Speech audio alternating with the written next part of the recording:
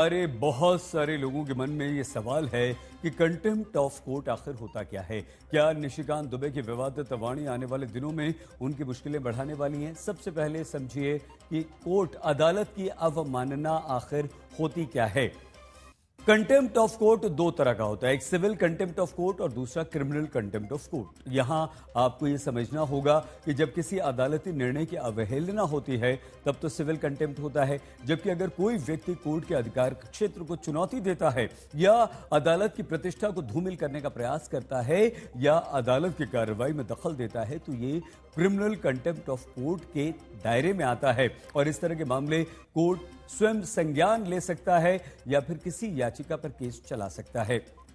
लेकिन केस चलाने के लिए अटॉर्नी जनरल की अनुमति जरूरी है। अनुमति मिलने के बाद ही कंटेम्प्ट ऑफ कोर्ट का केस चलता है, जिसमें दोष सिद्ध होने पर 6 महीने की सजा, कैद या फिर 2,000 रुपए तक का जुर्माना या फिर दोनों का प्रावधान है। और निशिकांत दुबे के लिए अटॉर्नी जनरल से सलाह मांग ली गई है। अब प्रश्न यही है कि सांसद निशिकांत दुबे का क्या होगा।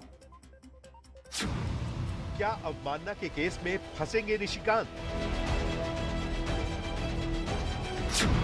क्या निशिकांत की संसद सदस्यता जाएगी?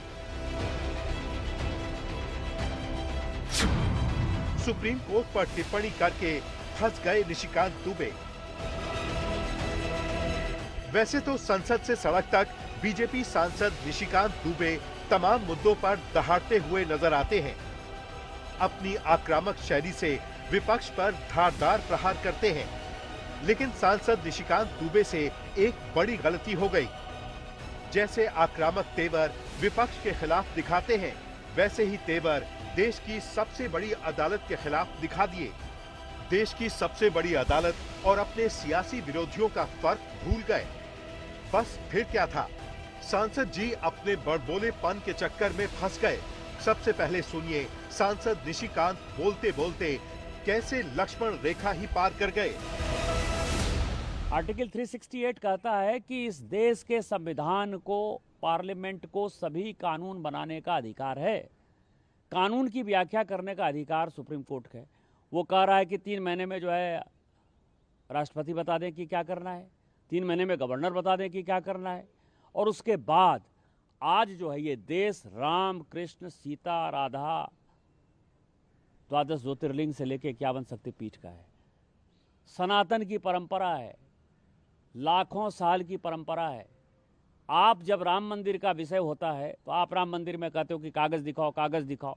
कृष्ण जन्मभूमि का मामला आएगा मथुरा में तो कहोगे कागज दिखाओ। आप जब शिव की बात होगी, ज्ञानवापी मस्जिद की बात आएगी, कागज दिखाओ। और आज केवल आप